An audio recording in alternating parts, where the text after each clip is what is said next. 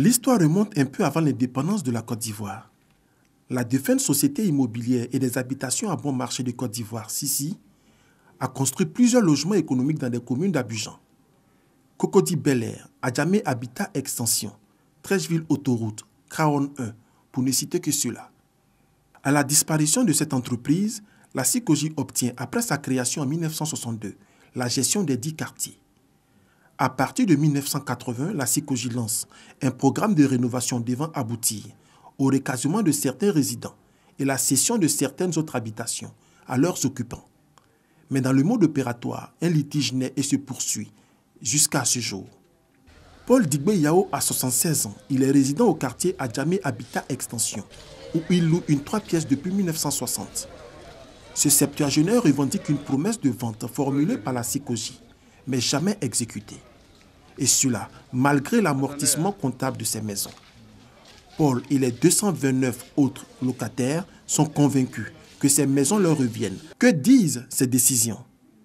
En 1970, l'arrêté paru dans le journal officiel stipule en son article 6 que la SICOGI doit proposer à la fin de chaque exercice la cession de certaines constructions de type économique au fur et à mesure de la constatation comptable de l'amortissement total des ressources propres et empruntées ayant servi à leur financement.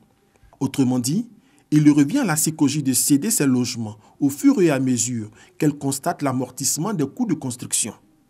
Ensuite vient le 1er juillet 1994.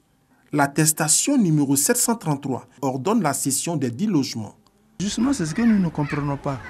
Les directeurs qui sont venus, ils ont fait autre chose que d'appliquer le décret. Selon les archives consultées, les coûts fixés à cette période pour céder les maisons oscillaient entre 850 000 et 2 018 000 francs CFA, respectivement pour les studios appelés à cette époque célibatorium et les villas basses en bande de type 3 pièces et 2 pièces. Comme Paul, Dominique Aka, 55 ans, cadre d'assurance, fait lui aussi face au même litige. Sauf que contrairement à notre septuagénaire, cette habitation a vu naître Dominique.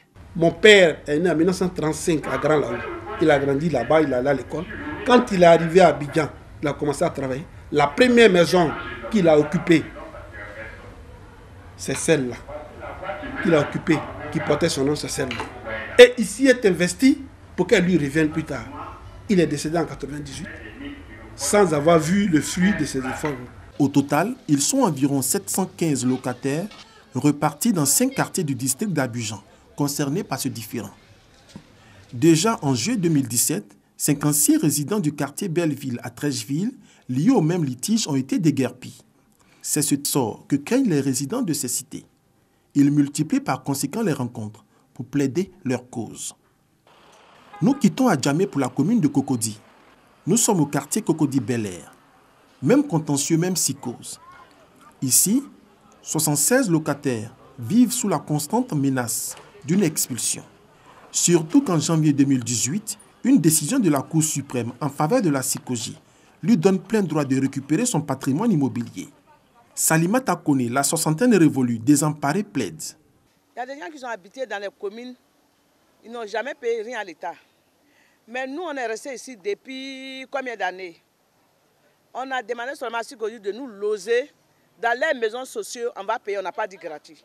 Mes parents, ils sont depuis 56. Elle est là, la veuve est encore là. Elle a 98 ans. Je l'envoie où? L'obstination de ces 715 résidents est-elle fondée?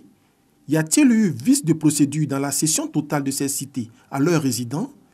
Le décret du 1er juillet 1994 concernait-il tous les locataires de ces cités coloniales ou une partie?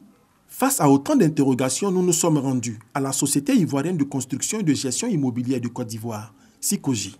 La SICOGI, c'est vrai, n'a pas eu les moyens tout de suite de procéder à ces opérations de rénovation.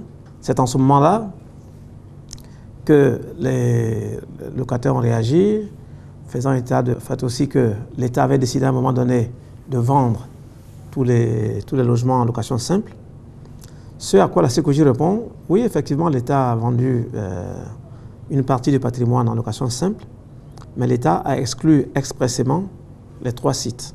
À la tête de la SICOGI depuis 6 mois, pour Fofana Boaké, ces locataires sont victimes d'une mauvaise interprétation des contours d'une promesse de vente. Tant qu'une promesse de vente ne se traduit pas en vente réelle, elle n'est pas une vente. Donc c'est vraiment leur dire que c'est avec beaucoup de pincement au cœur qu'on procède à ces déguerpissements. C'est l'emploi des 114 employés de la SICOGI est en jeu. Ces terrains ont été apportés à d'autres structures en garantie de concours bancaires que la SICOGI a aujourd'hui. On ne peut pas ne pas le faire. Pour l'heure, après 3 rencontres entre la nouvelle direction de la SICOGI et le syndic national de ces quartiers, les discussions sont suspendues.